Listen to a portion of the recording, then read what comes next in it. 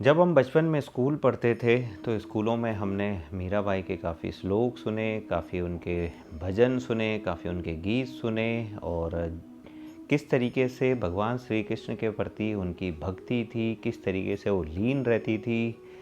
शायद हमने इसको एक ख्वाब की तरह उस समय देखा होगा, क्योंकि वो काफ़ी पुरानी बात थी, जिस बात पर यकीन करना काफ़ी मुश्किल था। लेकिन अब चीज़ें जब हमारे सामने हो रही है तो हमें मीराबाई की याद आ रही है कि वाकई में वो भी जो है इसी तरीके से भगवान श्री कृष्ण की भक्ति में लीन रहा करती होगी। श्री कृष्ण भगवान ऐसे भगवान हैं जिनकी भक्ति में विदेशों से लोग आते हैं। मथुरा वृंदावन में आप देखेंगे तो न जाने कितने ऐसे लोग हैं जो भगवान श्री कृष्ण की भक्ति में अटूट लीन हैं।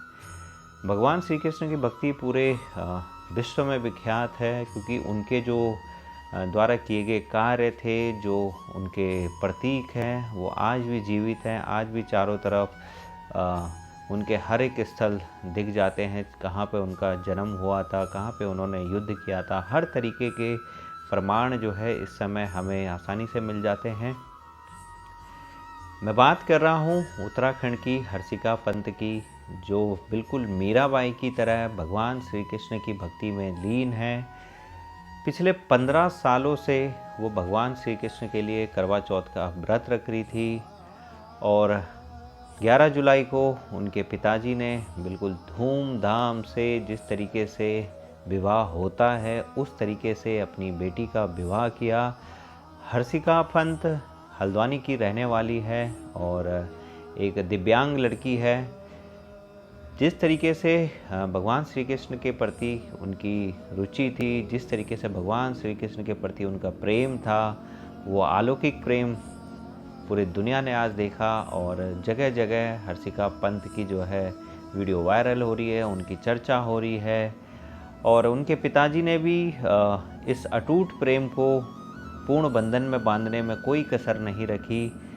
भगवान श्री कृष्ण के लिए जो है मथुरा में निमंत्रण भेजा गया, बाकायदा शादी का कार्ड बनाया गया। शादी का कार्ड जब भेजा गया तो शादी के कार्ड के बाद जो है वहाँ से श्री कृष्ण भगवान की एक मूर्ति जो है हल्द्वानी भेजी गई। हल्द्वानी भेजने के बाद पूरे विधि विधान से जिस तरीके से बारात निकाली जाती है, उसी तरीके से 11 जुलाई को पूरे हिंदू रीति रिवाज से जो है हर्षिका की शादी भगवान श्री कृष्ण की उस मूर्ति से हुई। और ये अलौकिक दृश्य हम सभी के लिए एक स्वप्न जैसा था, क्योंकि हमने सिर्फ मीराबाई के किस्से सुने थे, लेकिन ऐसा दृश्य, ऐसी भक्ति हम भगवान श्री कृष्ण के प्रति पहली बार देख रहे हैं। और देखा जाए तो ऐसे बहुत से लोग हैं जिनकी वीडियो अक्सर आती रहती है, जो भगवान श्री कृष्ण के प्रति भाव दिखाते हैं, भगवान श्री कृष्ण को खाना खिलाते हैं, उन्हें अपने साथ ले जाते हैं, लड्डू महाराज कह के जो है उनकी रखवाली करते हैं। तो इसी तरीके से हर्षिका पंत के अंदर भी जो है भगवान श्री कृष्ण के प्रति अटूट प्रेम था और ये प्रेम उनके पिताजी ने पूरे विधि विधान से बंधन में बांध दिया। हर्षिका पंत ने पूरा हिंदू रीति रिवाज फॉलो किया। जयमाला जिस तरीके से होती है, फेरे जिस तरीके से होते हैं, उसी तरीके से ये विवाह संपन्न हुआ।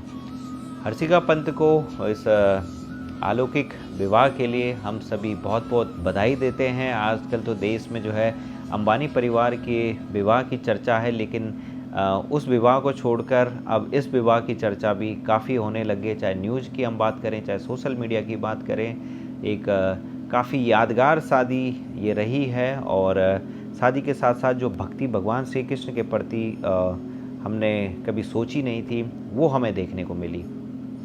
अगर हम बात करें मीराबाई की, तो मीराबाई के अगर हम इतिहास में जाएं तो मीराबाई का भी जो भगवान श्री कृष्ण के प्रति अटूट प्रेम था वो आसान नहीं था।